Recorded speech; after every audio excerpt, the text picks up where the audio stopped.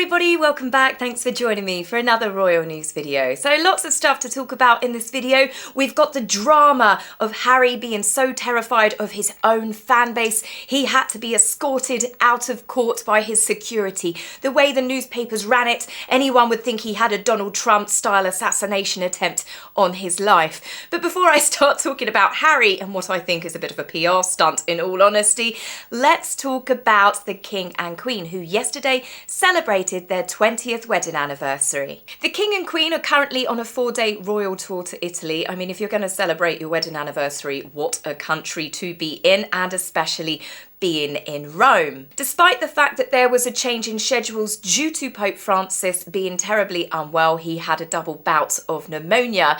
It was released today that they did actually get a chance to meet him. He welcomed them at his home in Vatican City and he wished them well and of course happy anniversary, which I thought was very sweet. Now there were 3 official portraits released to celebrate the King and Queen's anniversary, and out of the 3 photographs, this one is my favourite because I love the way that he looks at her. And they also shared a mini clip of them having these photographs taken. And I can't help but think that Charles was being cheeky and whispering something he shouldn't in Camilla's ear, judging by the way that she kept twitching and grinning. Most royal watchers know that the Queen is not a big fan of having her photograph taken, so I'm sure the King was just saying something light-hearted to make her laugh. Now, speaking of photographs, my favourite royal photographer, most of you should know by now, is of course Chris Jackson, who is on the Italian tour with them, and he captured this incredible photograph when he was out for his morning run. But the reason why I wanted to talk about him was because he's been taking photographs of the royal family for a good couple of decades. He released this video montage of the King and Queen for their anniversary, and I think it's honestly one of the best tributes that I've seen. There are so many stunning photographs that he has taken over the years. There's so many beautiful moments, and he said some of them were happy moments, some of them obviously were more poignant, and then of course we also had the sad moments. But what an incredible career to have captured so many wonderful photographs of the King and Queen as well as other members of the royal family. Now I know some people will never get past the whole Diana, Charles, Camilla love triangle, but to me I think that they really are a true love story, and they have gone through so much together, they fought to be together, and their love really has stood the test of time. So let's get on to talking about the royal state visit in Italy, and I have to say thank you Italy, you've put on an incredible welcome for our King and our Queen. Their Majesties kicked off day 2 of their royal state visit with a spectacular red carpet welcome at the Quirinale Palace, hosted by President Sergio Mattarella and his daughter First Lady Laura Mattarella. Their Majesties watched a fly past by the Italian Air Force aerobatic team and our own RAF Red Arrows, who dropped colour trails to represent our 2 countries' flags. After the incredible welcome, their Majesties laid a wreath at the tomb of the unknown soldier and then headed to the Colosseum, where they met with lots of members of the public who were excited to greet them. The Colosseum is honestly one of the most mind-blowing pieces of historical architecture. Italy, like all of the other countries, whenever I talk about the royal visits, Italy is definitely on the list for myself and my husband to visit.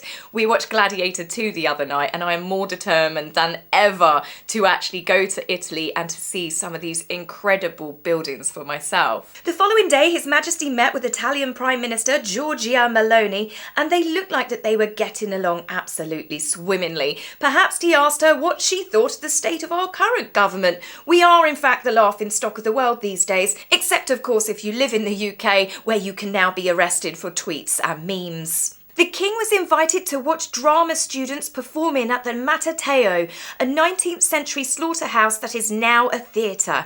They performed a scene from Shakespeare's Othello, and the King joked with the performers afterwards that he very much enjoyed the performance, but his Italian is somewhat lacking and he had to rely on the English translation inside the programme. Her Majesty had her own engagements while the King was occupied, and she went to visit a lot of excited school children who were busy learning about Paddington Bear, and Camilla handed out special certificates for those of them that had taken part in a special writing competition. The King made history addressing a joint session at the Italian Parliament, being the first British monarch to do so, and he received a standing ovation. Queen Camilla accompanied her husband and wore her wedding dress. The Anna Valentine dress has been worn a few times since her wedding, but given it was her 20th wedding anniversary, I thought that this was actually a really sweet nod.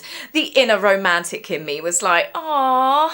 Later that evening, the King and Queen attended a lavish state banquet held in their honour, and Camilla wore a stunning turquoise dress by Fiona Clare and accessorised it with her late mother's turquoise and diamond necklace.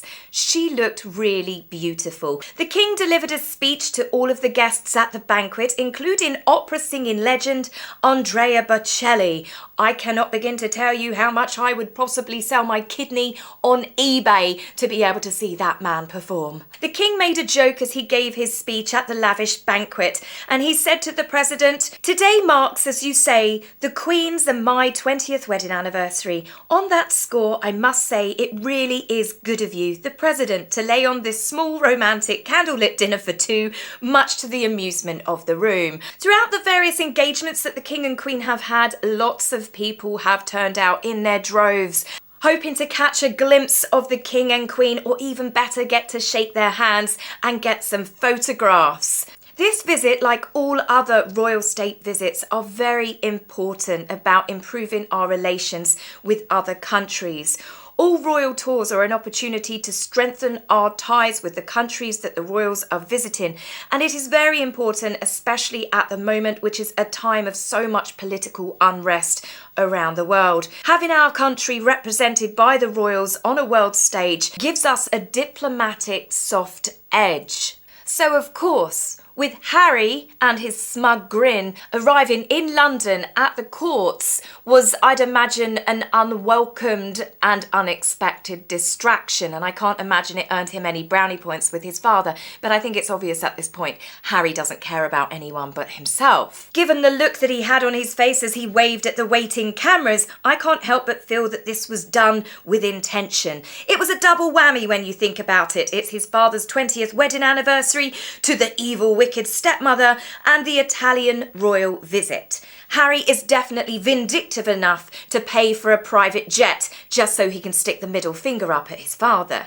People had predicted that Harry wasn't going to be there because Harry simply did not need to make an appearance. He could have come in via video link, and you'd think with his life being in such danger, he would have been too scared to leave the confines of his mansion over in California. But it would be very hard to stage a near life or death moment for him if he had have been on video link. In a bit of drama that broke out on the second day of Harry's court case, it's left many people believing that it was deliberately set up to bolster his case.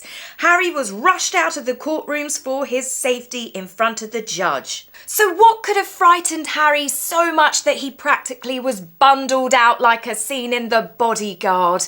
Well, it turns out it was just a member of his fan base. The description from the Daily Mail said that she was a bespectacled, diminutive, shaven-headed black woman who looked to be in her 50s. She had attracted a lot of attention after arriving late to the public gallery and was repeatedly shifting in her seat and fiddling and fidgeting with two phones and a notepad. Harry's security seemed to focus on the woman, assessing that perhaps she was a potential threat.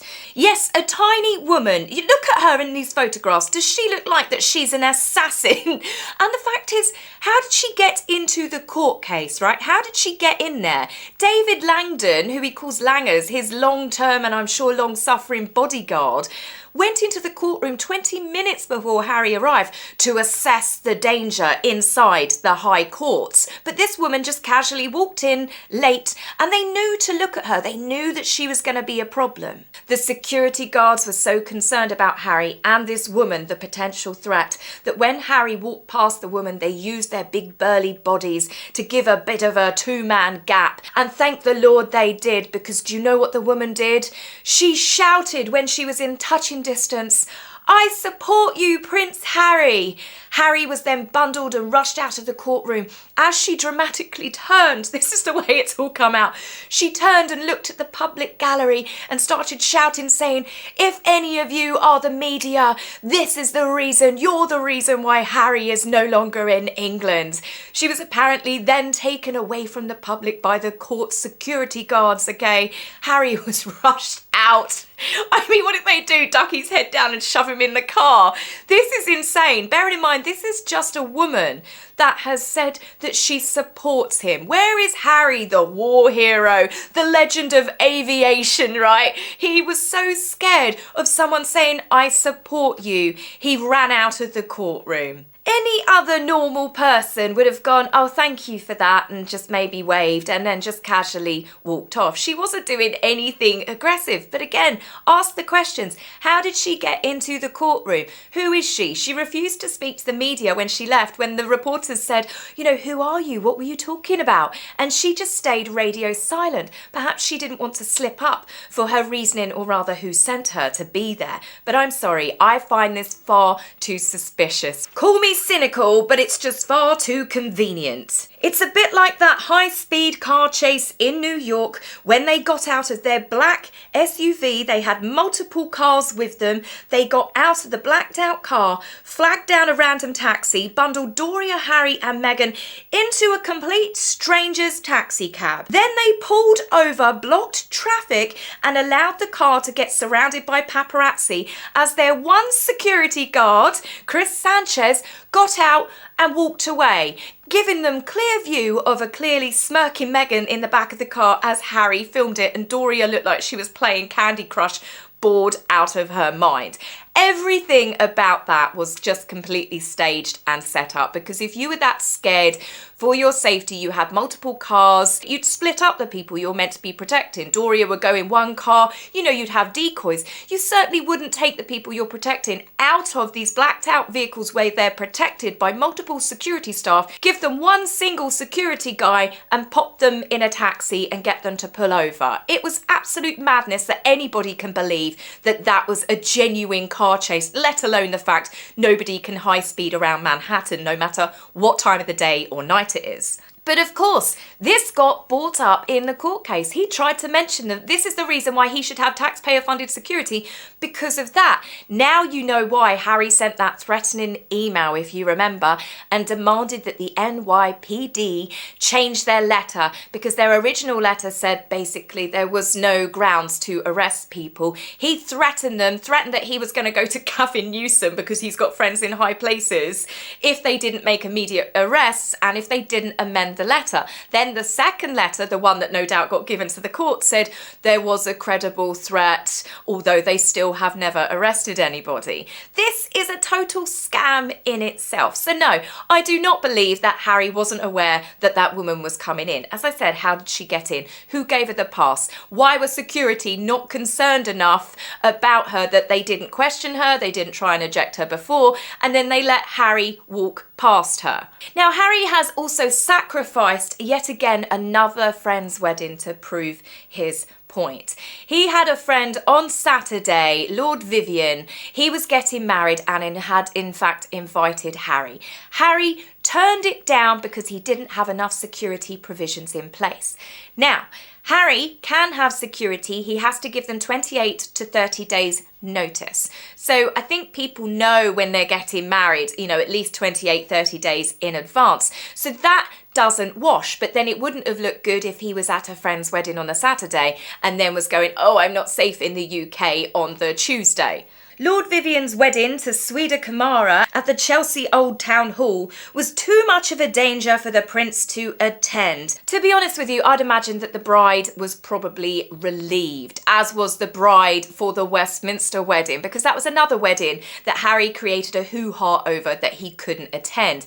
The fact that Prince William was going, I'm not sure that he really got an invite anyway, but it was enough for Harry and Meghan to keep making the Duke of Westminster's wedding about themselves. themselves. Harry again said that he couldn't attend it because his life was in too much danger and he couldn't get the right police escort, despite the fact that his brother, the future king and heir to the throne, who was an usher at the wedding, had no problems going to the wedding, and he had no problems getting in and out of a people carrier along with other guests. Harry obviously wants the armed police with the big guns, he wants the motorcade, he wants the blues and twos lights. If that was your wedding, do you really want your mum and your auntie Sarah and your grandmother Dorothy sitting there surrounded by police with whopping great big semi-automatic guns?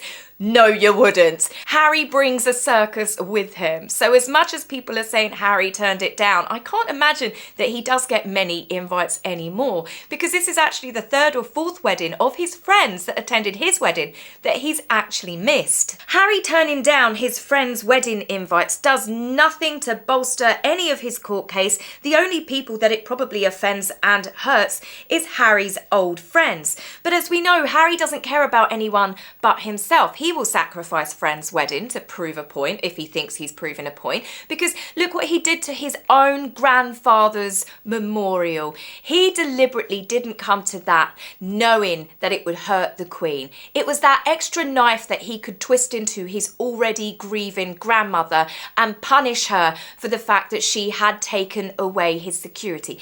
It wasn't just the Queen, it wasn't just King Charles. This is a decision that is made by the government, by by a special team of people that decide who is it that can have security and when. But at the end of the day, that was his grandfather's memorial. Can you imagine how much that hurt the Queen? But hey, as long as Harry proved his point. His lawyers have said that he was singled out for inferior treatment. I mean, even that statement alone makes him sound like an imperious, pompous, arrogant, entitled bellend. And the biggest thing about that is Harry is inferior these days. He's no longer a spare. He is not a working royal. He does nothing for the king, for the country, for the crown. He doesn't represent the UK in any way, shape or form. UK taxpayers should not be responsible for the petulant, spoilt, arrogant man-child. When his security level was lowered, the Queen was still alive. So Zara, Lady Louise, Viscount James, Princesses Beatrice and Eugenie were all grandchildren of the Queen and Prince Philip. They didn't get taxpayer-funded security outside of family events where they are all lumped in together. Princesses Beatrice and Eugenie did many years ago, but that was taken from them in 2011. Harry's lawyers said that he and Meghan were forced to quit as working royals as they weren't protected by the institution. What a load of absolute bollocks. They were not forced out, they plotted and schemed with deals behind the royal family's back since before they got married. Then when they cashed in a few royal tours, titles, lots of freebies, built up their funds and of course their social media accounts, and they had a child, they then did Megxit, only given the royal family 10 minutes notice if you remember. The royal family only found out before Harry and Meghan did their public announcement, I believe it was actually Dan Wootton's exclusive, funnily enough, and then they proclaimed what they were doing, what privileges they were keeping. They told the Queen, by the way, we're quitting, we're keeping everything. You're going to pay for us. We're still going to stay internationally protected people. We're keeping all of our patronages and our charities, and we will occasionally come back and forth to the big events, but then we're also going to make our own money and cash in the titles abroad. The Queen naturally said, no, no, no, you cannot have your cake and eat it. There is no half in and half out. You're either a working royal or you are not. She gave them a year, which was the Sandringham Agreement. She said, you have 1 year to make up your minds. Then if you choose to continue on the path that you're doing, I will then take everything back, apart from the titles, which I think now was a very, very big mistake. But at the time, the Queen wasn't aware of how horrid Harry and Meghan truly intended to be. And of course, as we know, the Queen was true to her word. She took it back. So that's when they did Oprah and attacked the Queen, attacked the monarchy, levelled all of those allegations. Harry and Meghan wanted to remain working royals. If they had been tortured and had been treated as badly as they said on Oprah, why on earth would they have done that? They are gaslighting the public still. His lawyers have stated that Harry had credible threats because he is a former soldier and the King's son. That's possibly got more to do with the fact that he decided in spare to brag about killing 25 of them. There are multiple reasons why people in the armed forces do not talk about a kill count. And Harry saying he endangered his life, he also endangered a lot of people's life because there could have been retaliations from Harry bragging about it. I don't care what he says. He says the media twisted his words. He shouldn't have put that in the book. So again, why should the UK taxpayers, and then no doubt all of the other worldwide taxpayers, if he wins this case, why should we pay for his stupidity? It's certainly not our fault that Harry has got an IQ lower than his shoe size. His lawyers have also used his children as expected and said that having the appropriate security in place is the only way that he will bring his children to the UK, which is central to his children's heritage. Archie left when he was a baby. Lily was born in America. They have no contact with their family in the UK, including all of their aunts, their uncles, their great aunts and uncles, their cousins, their grandparents, apart from the occasional Zoom call with the king. But that's if we actually believe those stories are true. It's a manipulation. My children will suffer if I don't get what I want. Harry knows full well that if he gives them a month's notice, he will have police protection. He also knows that he can bring his children over to visit the royal family, to visit the king, because the children will be picked up from the airport with Harry and with Meghan with police protection. They will then go inside the palace grounds where they will be protected. His children will be a lot safer in there than what they would be doing staying in a hotel, which Harry chooses to do each time he comes over. Harry has been offered to stay inside palace residences and he chooses not to. He even lied and said that his father was too busy to see him and he was forced to stay in a hotel, which Buckingham Palace corrected and said he was allowed to stay in one of the residences, but Harry turned it down because he felt that it wasn't safe enough. You cannot make it up. Harry is trying to gaslight everybody by saying that he is not protected, that he's being singled out, but what he is demanding is special treatment that no other royals get. The King and Queen, William and Catherine and their children are the exception for very obvious reasons. Harry is furious at his bespoke arrangements. His lawyer said that he does not accept that bespoke means better, and it means that he has been singled out for different, unjustified and inferior treatment. But I ask the question, compared to who exactly? Who is he comparing himself to? His brother, the future king? His nephew, the future king? Or his father, the current king? The Home Office lawyers said that Harry's situation was unique. Let's be honest, no other senior working royal has decided to say, hey, I'm going to be a working royal, give me all of the privileges. Oh, do you know what? I quit. I'm actually going to go sell everything in America. It was a unique situation. The circumstances surrounding it were completely unique, which required a unique perspective on how to handle it. And they said in so many words that despite Harry throwing a complete wobbler over his inferior treatment, he is in fact treated still exceptionally. His arrogance and his levels of entitlement are just truly breathtaking, and this court case, his third one to fight this, has it on full display. The thing is, I remember when this all broke, Harry was secretly trying to get his taxpayer-funded security reinstated. So I think it was the Daily Mail pulled the plug on that. So then Harry said, oh, he's trying to pay for it. That was a story that came out afterwards because he knew there would be backlash because people would be rightly furious, especially after his treatment of the Queen. So anyway, the court case happened. Harry was told, no, Ravak made the right decision. So then Harry appealed it. He was again told no and was told, please don't appeal it because you're not going to win this. So of course Harry then appealed it. This is now his third case, and I honestly think that if he's told no again, Harry is so arrogant and his lawyers so greedy that he will probably try to take this to the European Court of Human Rights to overthrow all of the UK court's decisions. Of course the lawyers will push for it because Harry is single-handedly paying for all of their retirements if he hasn't done already. But the thing is, until Harry does officially lose these cases, it's UK taxpayers that are paying for this because he's suing His Majesty's government, the Home Office. They are taxpayer funded. So Harry's little temper tantrum, stomping his feet, has so far cost British taxpayers in the tune, I would say, about £1 million so far. Harry is not a working royal, so therefore does not get royal security. His choice to quit, and then he tried to burn down the monarchy on top of it. If he really thought that he was in so much danger, he wouldn't have spoken about killing a certain number of people when he was serving in Afghanistan.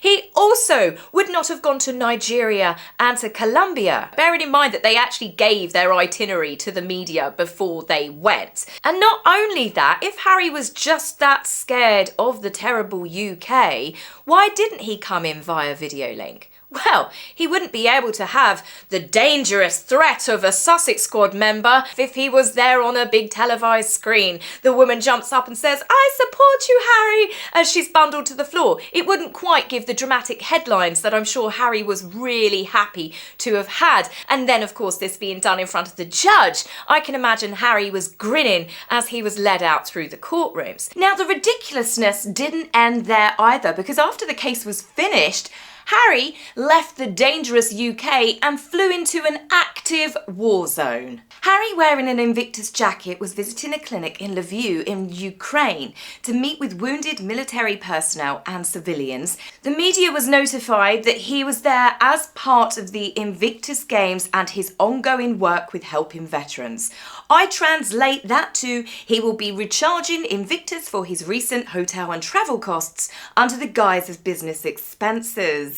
Western Ukraine has frequently been targeted by Russian missiles, so this makes his previous 24 hours worth of complaints about the dangers of being in the UK look absolutely ridiculous. But this is the thing, this whole court case is not about Harry's safety. This whole court case is not about Harry protecting his family. This is about Harry trying to find a way for other people to pay his bills. So there is only one appropriate response to that, and that is I suggest that Prince Harry stays home and spares the UK the pleasure of his sour-faced company. So guys, that's it for me on this video. I will be back with you very soon. We've got to talk about the podcast, but before I can talk about the podcast, I have actually got to listen to said podcast. So your thoughts and your prayers are always appreciated. Take care for now. See you soon. Bye.